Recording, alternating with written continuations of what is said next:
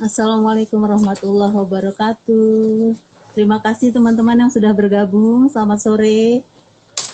Hari ini kita akan berdiskusi dalam rangka bulan kesadaran skleroderma. Sambil menunggu dokter narasumber kita bergabung, perkenalkan saya Ani Harawati, saya ODS asal Bekasi, dan sampai saat ini saya masih berobat rutin ke Rumah Sakit Cipto Mangunkusumo, Poli Reumatologi. Nanti kalau ada yang mau ditanyakan, tulis di komentar saja ya, semoga bisa dijawab nanti oleh narasumber kita ya. Halo, assalamualaikum dokter. Mohon maaf ya dok, agak-agak grogi dikit nih dok, mau ketemu dokter. Nggak apa-apa sih. Sabar. Ya. Ya, baik dokter. Dokter sehat dokter. Kabar baik dok. Ya, kita langsung aja dok ya. Ya, baik. boleh. Ya, baik teman-teman, kita mulai aja ya. Assalamualaikum warahmatullahi wabarakatuh. Selamat sore buat teman-teman yang sudah bergabung. Selamat datang untuk Dr. Amanda di acara IG Live Yayasan Skleroderma Indonesia. Bersama kita telah hadir narasumber kita, yaitu Dr. Amanda Hitarini Utari, spesialis penyakit dalam, konsulen gastroenterologi, hepatologi. Betul ya dok ya? Insya Allah betul. Nah ya, mohon maaf kalau penyebutannya ada salah-salah ya dok ya. Ya. Santai aja lagi. Dokter Amanda saat ini praktek di Rumah Sakit Cipto Mangunkusumo. Nah, kebetulan saya sama dok berobatnya ke sana juga. Oh, berobat. Ya, cuma belum pernah ketemu ya dok. Ya. Selanjutnya, selain praktek di RSCM, Dr. Amanda juga aktif untuk memberikan edukasi kepada masyarakat dan juga menjadi bendahara di Yayasan Gastroenterologi Indonesia. Oh iya dok, perkenalkan dok, saya Ani Herawati, saya ODS Bekasi. Ya. Dalam rangka Bulan Kesadaran Skleroderma selama bulan Juni 2022, Yayasan Skleroderma Indonesia telah melakukan serangkaian sosialisasi dan edukasi tentang skleroderma dengan harapan akan semakin banyak yang mengetahui dan mengerti tentang skleroderma, yang mana skleroderma masuk dalam jenis penyakit reumatik autoimun jenis langka. Nah, pada sore hari ini kita akan berdiskusi bersama dokter dengan tema seputar tata laksana GERD pada pasien skleroderma. Untuk lebih jelasnya, kita akan sama-sama dengarkan presentasi dari Dr. Amanda. Silakan dokter. Baik, kita ngobrol-ngobrol aja nih ya Bu Ani. Iya dok. Kalau presentasi kesana resmi banget. Oh iya, habis saya bingung ya mau ngomongnya gimana ya, bahasanya gimana. Jadi istilahnya penjelasan dikit lah buat kami yang masih awam tentang GERD gitu loh dok. Kebanyakan tapi di sini pesertanya adalah penderita ya, berarti kan pasien-pasien dengan skleroderma ya? Iya dok, gitu dok. Oke. Jadi kan pasti udah sedikit banyak pasti paham ya penyakitnya kan, udah sering dapat penjelasan, apalagi kalau berobat skleroderma ini, suatu penyakit autoimun kan ya. Nah, dia ini sangat sering melibatkan saluran cerna memang. Jadi memang dia kan bisa kena ke organ manapun kan, bisa kena ke otot, ke ginjal, ke paru, ke jantung, dan terutama tapi saluran cerna. Pada skleroderma ini sebenarnya 90% itu akan kena saluran cernanya. Gitu. Jadi 90% pasti kena, ada atau nggak ada gejala. Kira-kira ya lebih dari 50% sih pasti ada gejalanya. Cuma mungkin ada yang belum bergejala memang, tapi pada dasarnya memang keterlibatan saluran cerna pada penyakit skleroderma ini sangat banyak. Gitu. Nah, yang paling sering kena itu memang kerongkongan atau esofagus, jadi mulut kerongkongan menuju ke lambung gitu ya. Nah, keterlibatannya biasanya akibat fibrosis, jadi mengeraskan ya, kalau skleroderma kan terjadi pengerasan gitu. Nah, Iya, betul, pengerasan Dok. ini menyebabkan ada kerusakan saraf di situ, ada masalah di ototnya. Jadi biasanya yang terjadi adalah kalau kita makan biasanya normal nih, kalau misalnya normal, kalau kita makan maka akan otomatis terdorong ya, ada gerakan mendorong dari kerongkongan supaya makanannya turun ke lambung. Hal ini tidak terjadi, bisa tidak terjadi pada skleroderma karena nggak ada gerakannya. Jadi gerakan mendorong itu nggak ada, makan masuk nyangkut deh. Gitu. Salah satunya nih. Nah, kemudian apalagi yang paling sering ditemukan adalah katup antara kerongkongan sama lambungnya hilang tuh kekuatannya. Jadi dia nggak harusnya dia bisa nahan supaya nggak terjadi reflux asam lambungnya nggak balik lagi ke kerongkongan karena dia udah loose gitu, dia longgar. Akibatnya asam lambung sering naik, makanya sering disebutkan bahwa GERD sering ditemukan ya pada skleroderma. Jadi satu, memang katup yang membatasi antara si kerongkongan sama lambungnya itu longgar. Dua, dia nggak bisa dorong. Jadi kalau ada asam lambung naik, kalau orang normal cepat dibersihin kan, dorong lagi balik ke lambung gitu. Nah, kalau pada skleroderma nggak, agak susah mekanisme pembersihannya. Jadi memang GERD pada skleroderma ini menjadi masalah kalau memang sudah kena.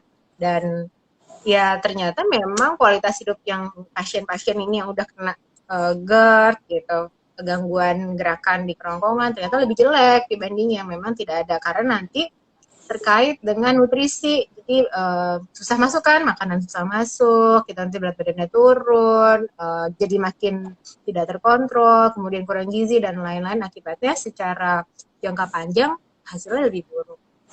Mungkin pendahuluan dari saya gitu. Oh iya, iya. Terima kasih dokter. Jadi udah mulai paham nih sedikit-sedikit ya dok ya. Eh, eh, Selanjutnya nih dok, eh, pada kasus skleroderma ada beberapa sudah mengalami atau sudah pernah mendapatkan tindakan dilatasi esofagus. Itu di fase yang bagaimana ya dok sampai bisa sampai harus mendapatkan tindakan yang seperti itu gitu?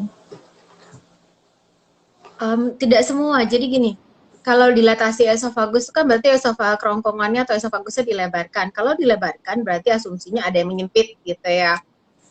Kalau menyempit paling sering adalah akibat komplikasi GERD. Nah, jadi GERD udah lama, GERD yang sudah menahun 5 tahun gitu, 7 tahun, 10 tahun, biasanya akan menyebabkan kan luka ya. GERD kena asam terus, luka, terbentuk jaringan parut mengeras.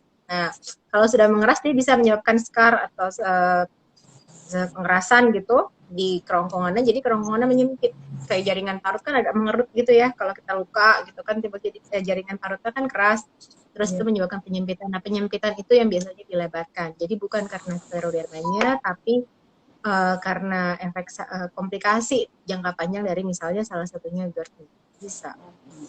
Tapi nggak mesti pasien skleroderma itu akan mengalami kan ya dok ya? Ada yang bisa enggak, gitu? Enggak gitu. Iya, enggak. Malah kebanyakan pasien-pasien skleroderma itu karena memang ada masalah di ototnya, di saraf kerongkongan itu kebanyakan ditemukan dilatasi, jadi melebar kerongkongannya, melebar gitu, kerongkongannya besar-besar karena nggak ada kontraksinya kan ya. Nah, coba kalau dia misalnya udah GERD lama nggak diobatin, dicuekin aja, lama-lama dia bisa tuh, salah satu komplikasi GERD memang bisa penyempitan di kerongkongan atau di esofagusnya. Selanjutnya ini dok, pada dominan ODS itu kan mengalami GERD ya dok. Banyak yang berat badannya itu karena GERD belum terkontrol, jadi turun drastis. Itu cara pencegahannya gimana ya dok ya?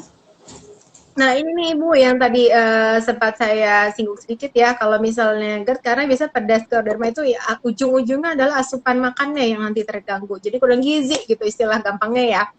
Makannya nggak bisa, mau makan, mau masuknya susah, nggak kayak ada yang nyangkut, kayak penuh terus karena makanan susah turun, udah gitu makan balik lagi ke atas, GERD kan, akibatnya ya pasti terganggu.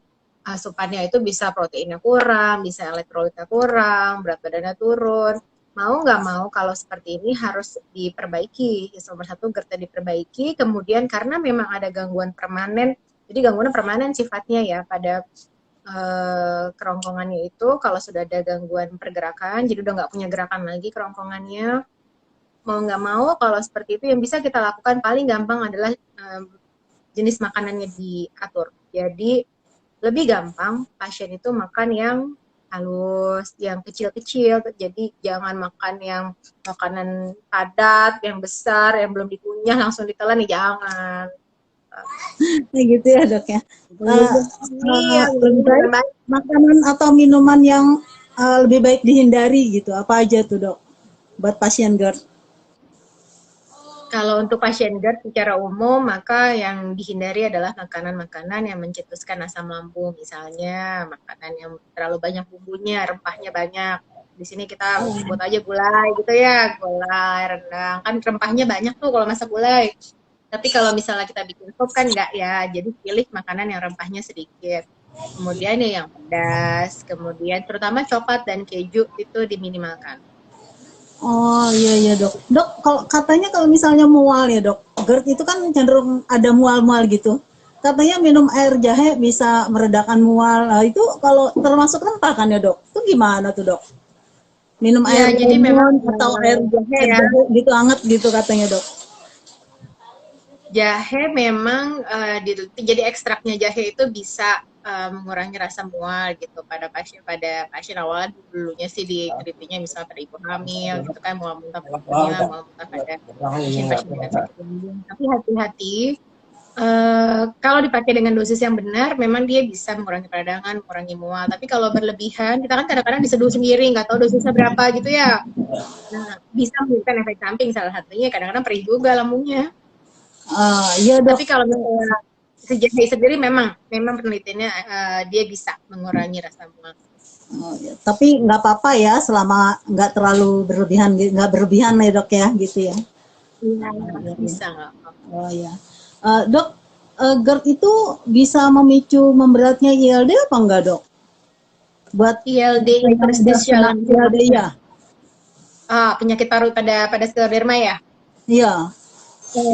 Jadi kalau dibilang memperberat nggak belum jelas sampai sekarang belum jelas, tapi ternyata waktu itu ada tuh diteliti ya pasien-pasien yang ada penyakit parunya sama yang enggak, ternyata pada yang memiliki penyakit paru itu GERD-nya lebih banyak yang menderita GERD gitu. Jadi ternyata memang lebih banyak yang menderita GERD, terus GERD-nya juga sudah lebih lanjut, kerongkongannya sudah lebih lebar-lebar sehingga diduga, ini masih dugaan nih sebenarnya, bahwa GERD yang lebih parah itu menjadi asam lambungnya kan naik ya, asam lambungnya naik, kemudian terjadi mikroaspirasi atau sebagian dari asam lambung itu masuk ke paru. Nah, itu masih diteliti apakah asam lambung yang sedikit-sedikit masuk ke paru itu bisa menjadi salah satu pencetus terjadinya penyakit paru pada skleroderma, tapi itu belum fix ya, belum bisa dipastikan gitu. Jadi masih dalam tahap penelitian. Oh gitu ya dok ya. Baik dok. Selanjutnya buat teman-teman yang ada pertanyaan silakan tulis di kolom komentar ya. Semoga dokter bisa jawab hari ini. Ya, ya kita lihat dulu. Oke, ini ada pertanyaan dari Mbak Yansi Buhori. Izin bertanya dok, selain GERD, pada penyintas skleroderma mengalami diare. Mohon penjelasan apakah diare tanda ada IBD? Terima kasih. Baik, ya dua-duanya sama-sama penyakit autoimun, punya kriteria masing-masing. Kalau gejalanya hanya diare saja, masih bisa merupakan bagian dari sklerodermanya, tetapi bisa juga menjadi IBD, itu harus diperiksa lebih lanjut. Oh iya, gitu ya dok ya. Karena ya tadi Bu, bahwa skleroderma ini ya bisa kena ke seluruh bagian saluran cerna. Jadi walaupun sebagian besar di kerongkongan, tapi sebenarnya ususnya bisa kena juga, hati-hati. Dok, saya kan tegak diagnosa itu sudah 5 tahun dok, Desember 2017. Awalnya saya nggak ada masalah dengan pencernaan saya tuh dok ya.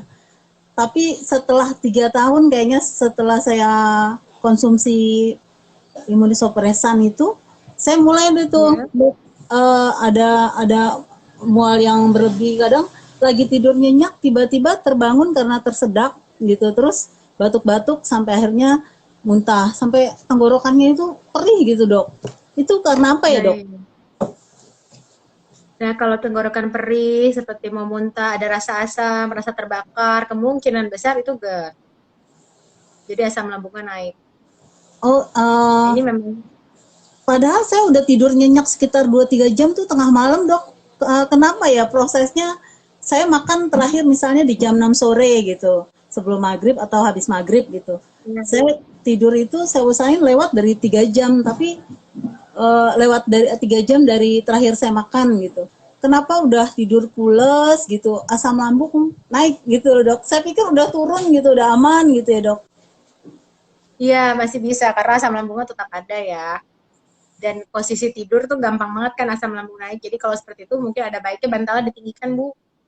Oh bantalnya ya dok. Membantu itu ya. Ya. Dok, ini ada yang bertanya lagi dok dari Amura Dewi. Selamat sore dokter, ingin bertanya apakah GERD dapat menyebabkan batuk kering terus-menerus? Silakan dok. Bisa, jadi GERD bisa sebabkan batuk kronik, GERD bisa sebabkan nyeri di telinga, GERD bisa sampai menyebabkan sinusitis, walaupun jarang sampai seperti itu, tapi bisa sakit tenggorokan, ya bisa itu gejala-gejala yang kurang khas dari GERD, tapi bisa. Kalau yang khas kan biasanya heartburn atau rasa terbakar gitu ya di dada, terus kerasa ada sesuatu yang turun naik nih, bukan muntah, tapi ada sesuatu yang kembali ke kerongkongan bisa. Itu gejala khasnya, tapi yang tidak khasnya bisa batuk kronik sampai bisa dikira asma, kemudian sinusitis bisa. Banyak kemungkinannya ya dok ya. Banyak gejalanya. Iya, jadi baiknya dikonsulkan ke dokter gitu ya, ke dokter gastro biar lebih jelas lagi, nggak salah penanganan gitu ya dok ya. Baik dok, ada lagi nih dok dari Sanim. Apakah ada kemungkinan otot eksofagus bisa melar dengan kita exercise di area leher? Pengalaman di area lutut udah sangat mendingan, lingkup gerak sendinya dengan exercise dari fisioterapi. Ini intinya apa ya? Otot eksofagusnya gitu kali. Kerongkongan lebar jangan tenang ya. Kalau otot kerongkongannya lebar malah bahaya. Malah nggak ada ininya ya dok. Kalau dia melar ya itu kemungkinan GERD lebih besar, kemudian ya kemungkinan terjadinya ILD juga lebih besar nantinya. Oh gitu, ya hati-hati buat yang eksofagusnya dibilang melar-melar gitu harus segera ke dokter. Betul, hati-hati. Beda sama otot rangka ya, kalau otot rangka misalnya tungkai gitu, memang kan kita usahakan supaya tetap elastis ya, kalau skleroderma kan biasanya mengeras tuh. Tapi berbeda dengan otot kerongkongan, hati-hati. Ya. Baik, selamat datang yang baru bergabung. Nah ini ada pertanyaan dari Septi Haryati 10. Dok, mau tanya, apakah GERD bisa disembuhkan? Insya Allah bisa. Bisa. Dengan pengaturan pola hidup, pola makan, ya, jenis makanan, kemudian pola aktivitas, olahraga, menjaga berat badan, kemudian kalau perlu kita tambahkan obat-obatan, insya Allah bisa. Oh iya dok, bagaimana kalau pasien GERD, misalnya pasien skleroderma, dia kapan harus mulai konsultasikan bahwa ada pencernaannya itu udah harus dikonsulkan ke dokter gastro itu kalau udah apa ya dok? Kan katanya kalau minum immunosuppressant tuh ada reaksi-reaksi dari misalnya MTX itu emang bikin mual gitu. Jadi kalau udah ini kayaknya udah waktunya dikonsul ke dokter gastro itu kalau udah apa ya dok? Jadi memang di sini agak sulitnya, tetapi karena seperti tadi ya sudah dibilang di awal nih kan 90% pasien skleroderma itu memiliki keterlibatan di saluran cerna. Jadi kalau memang sudah terdiagnosis skleroderma, ada baiknya dilakukan evaluasi. Jadi ke dokter, nggak harus ke dokter gastro, saya rasa ke dokter autoimunnya juga bisa. Dia menjelaskan kira-kira ada nggak sih keluhan-keluhan darah yang walaupun tahap awal tapi jangan diabaikan gitu. Misalnya cepat kenyang, sering begah, rasa menyangkut atau sulit menelan saat makan gitu kan, sering seret gitu, sering asam di tenggorokan, ya hal-hal semacam itu, atau BAB-nya tidak lancar, sering sembelit atau malah sering diare. Nah, hal-hal semacam ini kan sebenarnya bagian dari gangguan saluran cerna gitu kan, nyeri perut bisa juga nyeri perut. Kalau ada seperti ini disampaikan apakah sudah waktunya untuk dilakukan evaluasi lebih lanjut gitu, karena nggak harus langsung hebat kan ya gejalanya, gejala kecil-kecil gini dulu nih biasanya. Ya, kadang disepelein ya dok gitu ya. Pasien suka paling efek samping obat gitu kan, efek samping obat gitu. Enggak, hati-hati kalau 90% pasti ada. Ya, 90% besar soalnya ya. Iya, iya. Baik dok. Selanjutnya dari Rati_MS, izin dok, saya sudah hampir 6 tahun didiagnosa skleroderma. Seringkali kalau terlalu capek, dada sebelah kiri sakit, tapi setelah istirahat kembali normal. Apa itu termasuk gejala GERD? Bisa iya, bisa tidak. Hati-hati. GERD, soalnya skleroderma itu bisa juga melibatkan jantung kan ya. Hati-hati. Wah, GERD itu bisa kemana-mana ya dok. Bisa apa namanya di jantung, paru-paru. Jadi emang harus dievaluasi lebih ini lagi ya dok. Fokus gitu ya. Sklerodermanya juga bisa kemana-mana kan? Iya iya dok. Iya. Ya. Dok, biasanya kalau proses dilatasi esofagus itu apa aja ya dok yang pertimbangan sampai misalnya harus hasil labnya apa gitu atau harus endoskopi dulu atau kolonoskopi gitu, itu gimana dok buat nentuin ini harus ada tindakan dilatasi gitu? Oh, jadi kalau misalnya pasien dengan keluhan ya sulit menelan biasanya, kalau kenapa nggak habis makan tuh susah masuk, kalau habis makan beberapa saat kemudian muntah lagi, kita akan lakukan endoskopi dulu, bisa endoskopi saluran cerna atas. Bisa masuk pakai alat dari mulut menuju kerongkongan sampai ke lambung. Nah, kalau ditemukan adanya penyempitan, jadi memang lebih sempit dibandingkan harusnya lumen normal, maka kita lihat apakah penyebabnya adalah sesuatu yang jinak, jadi memang hanya karena asam lambung kan terlihat berbeda ya di peaknya itu, atau memang ada sesuatu yang berbahaya. Jadi penyempitan juga bisa disebabkan misalnya kanker esofagus kan juga ada. Nah, kalau pada skleroderma kan bentuknya berbeda. Oh iya, ini penyempitannya kemungkinan besar karena asam lambung, pasiennya penderita skleroderma ada GERD nih. Gitu. Jadi kemungkinan adalah komplikasi dari GERD-nya. Nah, itu bisa dilebarkan, jadi ukurannya kembali mendekati normal. Kalau mendekati normal biasanya 15-20 menit udah oke, jadi harusnya bisa makan lagi. Bisa lewat lagi makanannya gitu. Kalau udah dilakukan tindakan dilatasi, itu evaluasi kembali itu setelah berapa lama ya dok? Atau harus dikontrol ulang gitu dok? Kita lihat klinis. Kalau misalnya hanya karena masalah asam lambung, biasanya kalau setelah didilatasi, kita kasih obat penekan asam secara rutin, pasiennya bisa mengatur pola makannya, harusnya bertahan. Jadi kita lihat klinis. Kecuali kalau klinisnya balik lagi nih, kok nyangkut lagi, cek kembali tidak bisa makan, nah kita akan nilai lagi. Apa sih sebenarnya yang terjadi? Benar nggak dok? Dilatasi itu kalau istilah awamnya itu dipasang balon gitu dok? Iya, bisa pakai balon, bisa pakai balon, bisa. Dan itu balonnya bisa diambil lagi, nggak ditinggalin. Itu harus diganti misalnya berkala 1 tahun sekali atau gimana dok?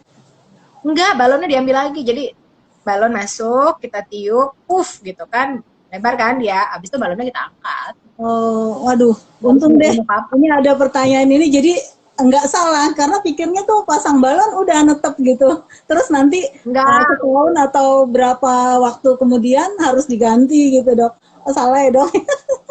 Enggak. Nah, balonnya ambil lagi, langsung diambil saat itu juga, nggak ditinggalin. Pentingnya acara kayak gini nih dok. Jadi nggak salah ini ya, nggak salah ilmunya udah ahlinya langsung yang ngomong nih gitu. Selama ini cuma dengar dari kanan kiri. Jadi yang diterima sama pasien itu kadang salah gitu ya dok. Iya, coba kita lihat ada pertanyaan lagi. Akan kita luruskan. Iya, ini tema kali ini emang benar-benar ditunggu sama teman-teman gitu ya. Karena sering banget gitu, keluhannya gitu. Malah ada beberapa teman saya waktu saya kontrol bareng, mereka dalam proses buat dilatasi ini dok. Ini ada pertanyaan dari Brahma Stadaus. Bagaimana cara apabila makanan yang dimakan keluar karena tersedak terus dok? Nah itu tuh salah satunya nih ya. Yang tadi ya Bu, yang saya bilang ada gangguan pada gerakan kerongkongannya. Jadi kalau kerongkongan normal, dia bisa dorong makanan masuk, dia akan otomatis emang udah diprogram ototnya akan dorong ke bawah. Ya, didorong pelan-pelan kan, kayak diperes gitu ke bawah. Menuju lambung selesai. Dalam hitungan menit, 1 menit harusnya kerongkongan udah bersih nih, makanannya udah turun. Ada pasien dengan skleroderma nggak ada gerakan itu. Bisa hilang gerakannya. Tergantung udah berapa lama dia kena scleroderma dan terkendali apa enggak penyakitnya. Tapi bisa hilang. Kalau sudah hilang, sulit untuk mengembalikannya lagi. Mohon maaf, tapi nggak bisa pakai obat, nggak bisa. Gitu. Nah, mau nggak mau dia harus menyesuaikan makanannya. Jadi makannya sedikit-sedikit, punya hati-hati, gitu ya. Mau nggak mau nih agak sulit memang kalau sudah hilang. Nah, yang bisa kita lakukan adalah mendiagnosis. Gitu. Benar nggak sih ini masalahnya pada pergerakannya? Itu bisa dilakukan di RSCM, bisa. Tempatnya Bu Ani berobat bisa. Gitu. Kita pastikan, oh gerakannya memang hilang. Nah, kalau udah gitu kita harus rencana ke depannya apa nih? Berarti makanya hati-hati nih. Gitu. Tapi pastikan aja, bisa dipastikan apakah memang masalahnya karena sclerodermanya atau memang ada masalah. Baik dok. Dok, misalnya ya dok, kita mengalami dada panas gitu ya, perut yang kembung, kontrol ke dokter jangka waktunya masih ada 1 minggu ke depan gitu. Yang harus dilakukan pada saat itu apa dok untuk meredakan gitu pertolongan pertamanya gitu dok? Misalnya bisa kejadian pakai obat-obatan over the counter kan banyak tuh ya yang bisa dibeli bebas. Obat-obat lambung nggak ada masalah, itu sifatnya biasanya menetralkan asam lambung, boleh dipakai sebagai pertolongan pertama. Misalnya kayak saya dok, saya kan dapat resep lansoprazol tiap hari 1. Tapi kalau lagi ada gangguan GERD itu datang tiba-tiba, saya bisa tambah obat warung gitu, beli di apotek bebas gitu atau bagaimana dok? Kalau sudah dapat lansoprazol rutin itu kan fungsinya untuk menekan asam lambung ya. Kalau sudah dapat 1 kali sehari untuk maintenance-nya, pada saat kamu bisa naik tuh 2 kali sehari dosis, jadi pagi sama malam bisa dipakai. Oh gitu ya dok ya. Ya baik. Ini ada pertanyaan lagi dari Yaida Damayanti. Assalamualaikum, mau tanya, benar nggak dok kalau udah kena GERD nggak bisa gemuk lagi? Terima kasih. Pengen gemuk dok hasilnya. Tergantung. Ada pasien GERD saya gemuk-gemuk karena sebenarnya gemuk itu adalah salah satu faktor resiko GERD. Jadi terlepas dari scleroderma atau bukan ya, kita ngomong GERD secara umum. Pasien GERD itu salah satu faktor risikonya adalah gemuk. Jadi kalau pasien GERD datang ke saya gemuk, saya turunin berat badannya. Oh, malah disuruh turunin ya dok? Turunin, karena obesitas atau berat badan berlebih itu juga mengganggu kerja katup yang tadi. Katup antara kerongkongan sama lambung itu bermasalah tuh nanti. Gampang dia naik asam lambung. Jadi dia harus turun berat badannya. Justru berat badan ideal yang bagus. Nah, kalau pada scleroderma masalahnya bukan hanya GERD kan, ada yang gangguan pergerakan itu kan. Nah, ini kadang-kadang yang bikin makanan masuk memang. Dan satu lagi, ususnya juga bisa kena. Nah, itu harus dipastikan ususnya kena nggak? Karena masalah penyerapan, nanti pencernaan, bagaimana makanan dicerna dan diserap juga tergantung, sangat berpengaruh kan nantinya pada asupan gizi pasiennya gitu. Makan nggak diserap ya buat apa juga gitu ya. Dan hati-hati nih, yang mana masalahnya. Tuh salah ya dok, ternyata gemuk juga salah, kurus juga kalau bisa jangan sampai turun drastis gitu ya dok. Jangan, kalau kurus pada scleroderma ke depannya ternyata perjalanan penyakitnya lebih buruk ya. Jadi memang pasien yang malnutrisi atau berat badannya di bawah normal itu pada scleroderma ternyata komplikasi ke arah organ-organ yang lain memang lebih banyak. Itu lebih jelek hasilnya. Jadi memang berat badannya harus dijaga, setuju. Makanya nutrisi penting banget. Baik dokter. Selanjutnya dari Johanna Marilyn. Dok, minum obat lambung jangka panjang amankah? Oke, kalau misalnya sesuai, ini saya sering ditanyakan sama pasien-pasien ini karena biasanya memang kita minumnya jangka panjang ya, apalagi pasien scleroderma.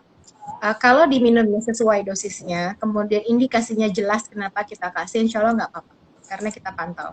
Dan ternyata penggunaan, yang paling sering kan kita pakai kayak PPI, jadi lansoprazol, omeprazol gitu ya. Ternyata jangka panjang efek sampingnya nggak signifikan sejauh ini penelitian. Nah, masih dalam penelitian terus, tapi sejauh ini nggak ditemukan efek samping yang signifikan, jadi oke. Oh ya, baik. Dok, kalau minuman probiotik gitu, misalnya ya dok, merek nih saya sebut merek Yakult gitu, benar bagus dok buat pencernaan? Secara umum probiotik ya bisa sebagai suplemen sifatnya ya, sebagai suplemen aja karena strainnya banyak, jadi jenisnya macam-macam kan. Lactobacillus, Bifidobacterium, nah itu fungsinya kan macam-macam sih bakteri-bakteri ini, beda-beda. Ada yang buat sembelit, ada yang bagus untuk pasien dengan diare gitu. Tapi pada dasarnya ya boleh aja sebagai suplemen. Oh nggak apa-apa. Masalah nggak apa-apa. Tapi apakah akan membawa benefit, akan membawa manfaat yang besar, itu kita belum tahu. Ada rasa asam-asamnya itu nggak bakalan ganggu pencernaan ya dok? Yakult kan rada-rada asam gitu ya dok? Ya, nah itu tergantung toleransi masing-masing ya. Oh gitu ya dok, kalau nggak ada masalah ya nggak apa-apa, bagus aja dok. Iya. Oke.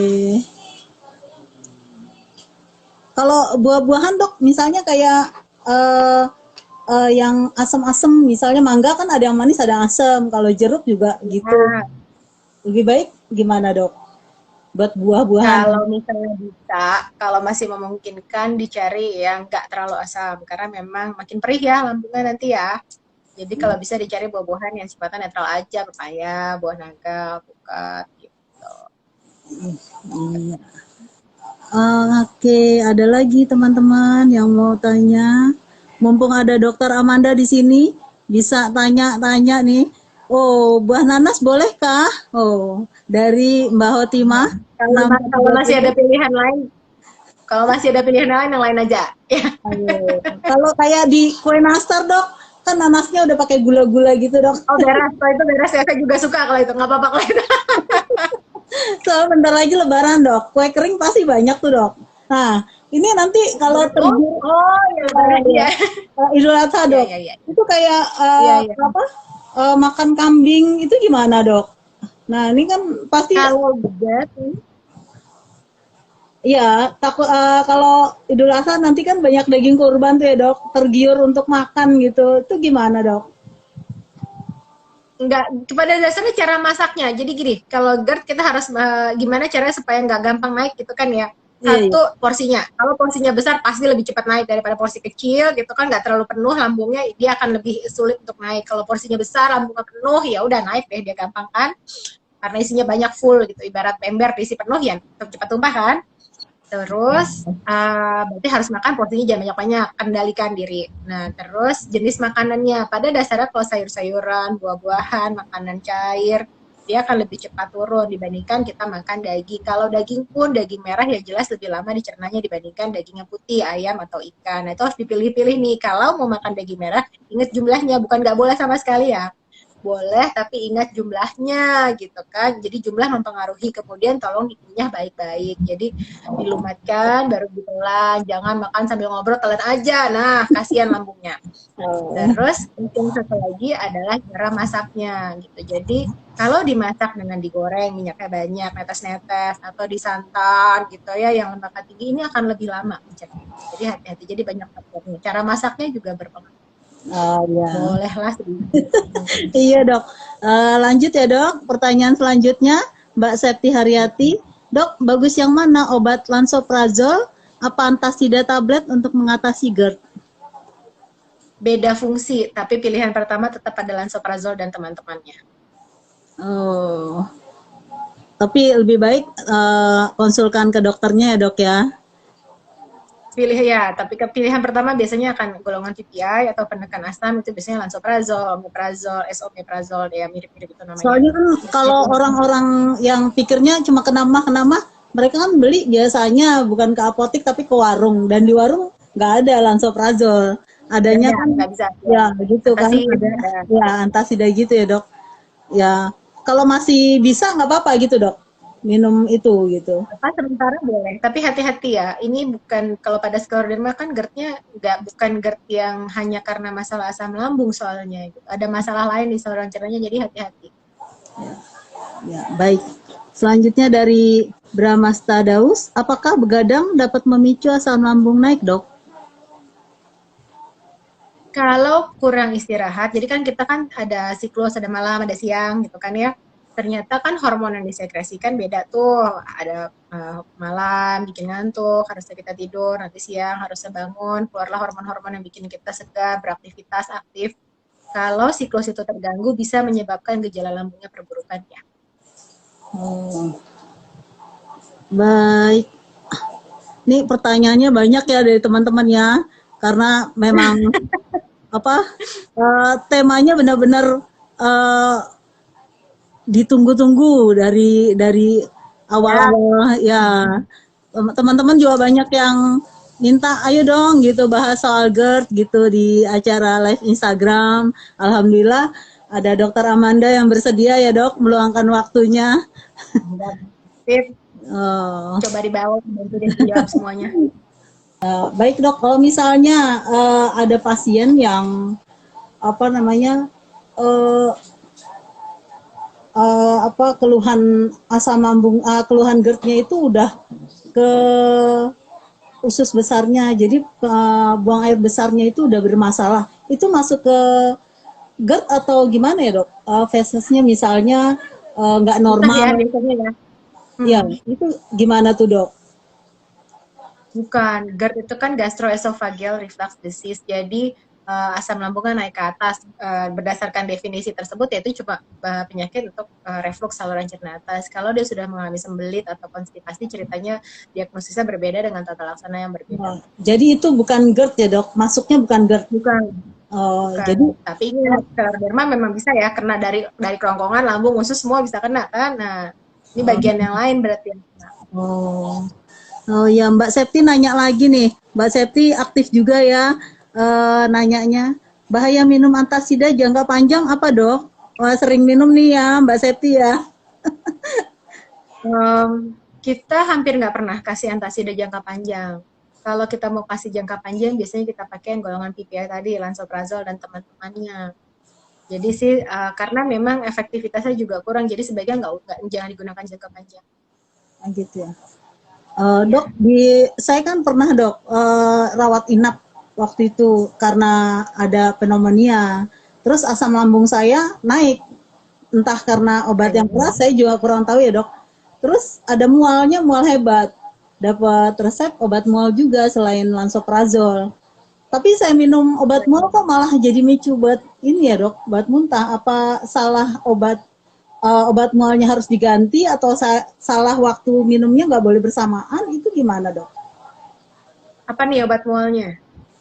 Misalnya domperidon gitu ya dok. Kalau domperidon kan salah satu fungsinya adalah sebenarnya mempercepat pengosongan lambung. Jadi lambung yang kembung, lambung yang begah itu diusahakan lebih cepat kosong ya, lebih bagus pergerakannya. Harusnya sih dia bisa membantu. Kalau misalnya memang, tapi kadang-kadang kalau misalnya penyakitnya adalah demam, pneumonia kan infeksi ya, infeksi itu kan menyebabkan mualnya sentral. Jadi memang si kuman itu mengeluarkan zat yang bikin demam, yang membuat sakit badan, yang bikin pusing, yang bikin mual. Itu memang agak sulit kalau hanya dengan domperidon. Jadi mungkin masalah pemilihan obat juga penting ya. Jadi GERD juga bisa bikin demam juga ya dok? Kalau ada infeksi. Bukan, kebalik. Jadi infeksinya memperberat. Jadi lambungnya jadi tercetus karena ada infeksi sebenarnya. Oh jadi walaupun infeksinya di tempat lain. Oh jadi demam itu bukan karena GERD tapi karena ada infeksi di lambung. Beda lagi ya dok ya? Kan lagi-lagi sakit infeksi radang paru kan waktu itu. Ya demamnya karena itu. Iya. Baik dok. Baik, ada lagi nggak yang bertanya? Khawatir ada yang terlewat, kasihan yang udah nanya tapi kelewat, mohon maaf. Mungkin bisa diulang lagi nulisnya. Jadi kalau misalnya penanganan yang terbaik pada waktu kita udah terkena GERD, berarti pola hidup, pola makan harus dirubah semua ya dok ya. Misalnya nomor 1 itu. Ya, makanan udah pantang selamanya aja gitu ya dok ya? Apa gimana dok? Udah deh nggak usah senggol-senggol pedes lagi, asam lagi, udah selamanya gitu. Nggak usah. Mendingan gitu ya dok, cari aman gitu ya dok.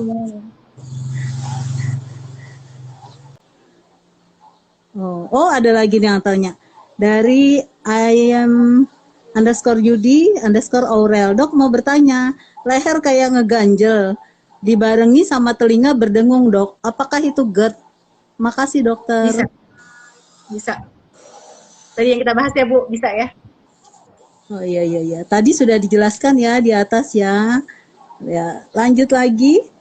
Dok, saya minum lansoprazol masih mual, tapi kalau minum antasida tablet berkurang mual saya. Nah, ini pertanyaannya maksudnya gimana nih? Belum ada pertanyaannya nih.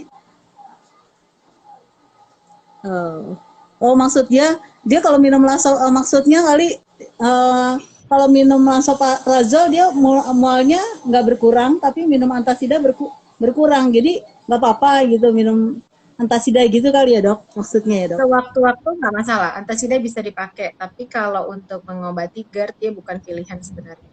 Bisa mengurangi gejala, bisa, tapi secara jangka panjang kita tetap butuh si PPI ini, lansoprazol dan teman-temannya ya. Iya, iya. Ya, baik, lanjut dari Vita Fatima Tuzahra. Dok, bagaimana cara mencegah GERD kambuh? Oh, gimana dok supaya GERD-nya nggak kambuh-kambuh? Tadi kita sudah bahas cukup banyak, jadi intinya adalah nomor 1 bukan obat, nomor 1 adalah pola hidup. Jadi harus disiplin ya, gitu. Makan setidaknya 2 jam sebelum tidur, habis makan nggak tidur-tiduran, pola makannya porsi kecil tapi lebih sering, jadi diusahakan ada diisi sedikit-sedikit, kemudian menghindari makanan-makanan yang mencetuskan asam lambung, dan jaga berat badannya, tetap dalam batas makan. Tuh, jaga berat badan, pola makan, pola hidup, istirahat yang cukup gitu ya dok ya. Iya. Nomor 1 itu, baru nomor 2 obat nanti. Baik dok, karena waktu juga tinggal sedikit, dokter barangkali ada kata saran-saran atau penutup buat teman-teman Scleroderma khususnya, silakan dok. Pesan-pesan, jadi memang Scleroderma ini kan penyakit autoimun yang akan berlangsung terus-terusan ya, nggak ada kata sembuh kan, adanya kata terkontrol. Jadi pesan saya, semangat, nggak usah depresi, kalau depresi akan memperburuk kan kondisi kendali penyakitnya, lebih nggak susah terkendalinya. Kemudian jaga pola hidup nomor 1, terutama untuk yang punya gangguan saluran cerna, karena memang sebagian besar akan terkena saluran cernanya. Ingat pesan-pesan kita yang tadi ya Bu, gitu. Jaga pola makan, jaga pola hidup, insya Allah semuanya bisa teratasi dengan baik. Baik, inti dari diskusi kita hari ini buat semua pasien Scleroderma ataupun masyarakat yang udah ada gejala GERD, ada baiknya segera konsultasikan ke dokter supaya nggak sampai berlanjut lebih parah. Jaga pola makan, istirahat yang cukup, nutrisi yang seimbang gitu ya dok ya. Dan pastinya jangan asal minum obat, harus lebih baik dikonsulkan ke dokter kalau udah kira-kira terlalu sering ada gangguan pada pencernaan gitu ya dok ya. Buat teman-teman yang masih belum sempat bertanya tapi baru nanti kepikiran bertanya, mungkin nanti bisa ke Yayasan Gastroenterologi, masuk ke Instagramnya ya dok ya, bisa tanya-tanya di sana ya dok ya. Ya bisa ketemu dokter Amanda di sana, atau kalau yang berobat ke RSCM bisa ke dokter Amanda, bisa langsung. Ya, ini terima kasih. Terima kasih kepada Yayasan Scleroderma Indonesia yang sudah memfasilitasi. Terima kasih juga kepada Yayasan Gastroenterologi Indonesia. Sedikit ya, dari Yayasan Gastroenterologi Indonesia adalah yayasan yang didirikan oleh dokter-dokter spesialis penyakit dalam sub gastroenterologi untuk memberikan edukasi bagi masyarakat awam terkait kesehatan dan penyakit saluran cerna. YGI aktif mengadakan kegiatan dan memberikan informasi mengenai penyakit-penyakit saluran cerna, salah satunya melalui Instagram Live ini. Buat teman-teman, silakan follow Instagramnya Yayasan Gastroenterologi Indonesia. Di sana banyak banyak ilmu-ilmu yang kita kayaknya harus pelajari, dan supaya hidup kita lebih baik lagi gitu, hidup sehat. Tetap terima kasih kepada Dokter Amanda yang sudah meluangkan waktunya hari ini. Terima kasih banyak edukasinya dok, udah banyak sekali ya, isinya benar-benar padat gitu, berisi. Alhamdulillah. Saya Ani Herawati beserta Dokter Amanda pamit undur diri. Mohon maaf kalau ada kekurangan. Salam sehat, tetap semangat. Terima kasih sudah bergabung semuanya teman-teman yang ada di sini. Terima kasih juga kepada dokter-dokter pemerhati Scleroderma. Saya pamit undur diri. Terima kasih semuanya. Assalamualaikum warahmatullahi wabarakatuh. Makasih banyak dokter. Terima kasih. Sampai jumpa di lain kesempatan. Ya.